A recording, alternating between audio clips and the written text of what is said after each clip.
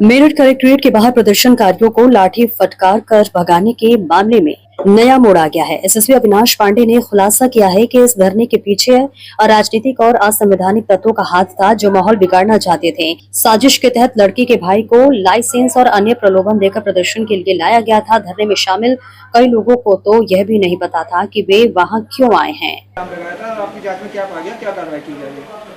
देखिए, 15 मई को एक महिला थाना टीपी नगर क्षेत्र से गुमशुदा हुई थी, जिनके परिजनों द्वारा 16 मई को थाना टीपी नगर पर सूचना दी गई थी।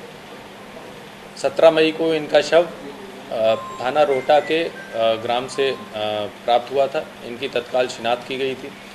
सीसीटीवी में जो चैन था जिसके साथ में ये जाति दिखाई पड़ रही थी, उस पर नामजद मुकदमा लिखा गया था। इलेक्ट्रॉनिक इनपुट्स के आधार पर और सीसीटीवी की ट्रेल के आधार पर मुकदमे का सफल अनावरण किया गया था। इसकी विवेचना क्षेत्राधिकारी ब्रह्मपुरी के द्वारा की जा रही थी। इसमें पुलिस की तरफ से ही 2 अन्य नाम सामने आए थे, जिन्होंने साक्ष्य मिटाने का कार्य किया था। उन पर भी धाराएं बढ़ाई गई थी और उनके खिलाफ भी आवश्यक विधिक कार्रवाई की गई थी। इसमें लगातार परिवारीजनों से विवेचक की, थाना प्रभारियों की, क्षेत्राधिकारी सिविल लाइन की और अन्य अधिकारियों की वार्ता हो रही थी। इनके द्वारा जो भी बिंदु उठाए गए थे उसका संतोषजनक समाधान किया गया था, परंतु कुछ अराजनीतिक तत्वों द्वारा, कुछ अवैधानिक तत्वों के द्वारा इनको भड़काया जा रहा था। इसको अनावश्यक एक कुत्सित प्रयास किया जा रहा था, इसको एक अलग कलर देने का। उसमें से कुछ लोगों के द्वारा कल ये कहा गया था कि इनके द्वारा एक ज्ञापन दिया जाएगा कमिश्नरी पार्क पर बैठकर, जिसकी लोकतांत्रिक मूल्यों के अनुसार अनुमान्यता दी गई थी। परंतु आज जब ये सभी लोग कमिश्नरी पार्क पर आए तो उसमें से कुछ जो अराजक तत्व थे उनके द्वारा इनको बहला फुसलाकर कलेक्ट्रेट के गेट के सामने रोड पर बिठाकर जाम लगवाया गया। पुलिस अधीक्षक ट्रैफिक, पुलिस अधीक्षक देहात, क्षेत्राधिकारी सिविल लाइन, एडीएम सिटी, क्षेत्राधिकारी ब्रह्मपुरी जो कि इस मामले की विवेचक हैं, सभी लोगों के द्वारा इनको भरसक समझाने का प्रयास किया गया। मैं आपको ये भी बता दूं कि कल जब क्षेत्राधिकारी ब्रह्मपुरी उनके घर गई थी, उनके परिवारीजनों द्वारा ये कहा गया था कि हम विवेचनात्मक कार्रवाई से पूर्णतः संतुष्ट हैं, जिसके वीडियो साक्ष्य हमारे पास मौजूद हैं।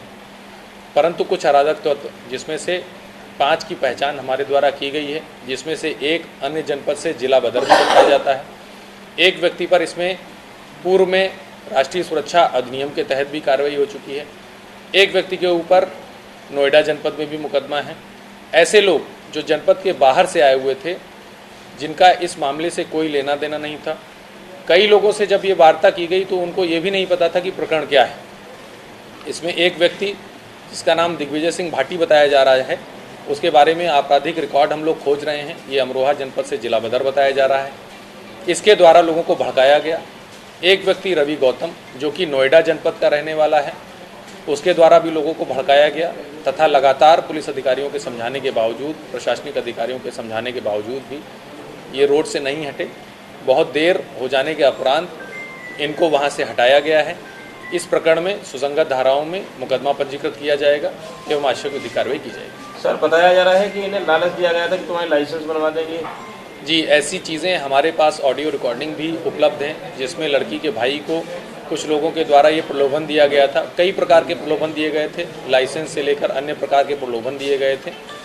उस प्रकरण की भी जांच की जा रही है। हमारी जो जनपदीय सर्विलांस सेल है उसको भी लगाया गया है। ऐसे जितने भी लोग होंगे जो इसको अनावश्यक एक अराजकता का माहौल बनाने का प्रयत्न कर रहे थे, उन सभी के विरुद्ध आवश्यक कार्रवाई। किस तरीके से, जब ये आप बात इन्होंने मानी नहीं, तो किस तरीके से पुलिस को हटाना पड़ा इनको, और कितने लोगों को हिरासत में लिया गया है? अभी 5 लोगों को हिरासत में लिया गया है और जो न्यूनतम आवश्यक बल प्रयोग है वो किया गया है। ठीक है, थैंक यू।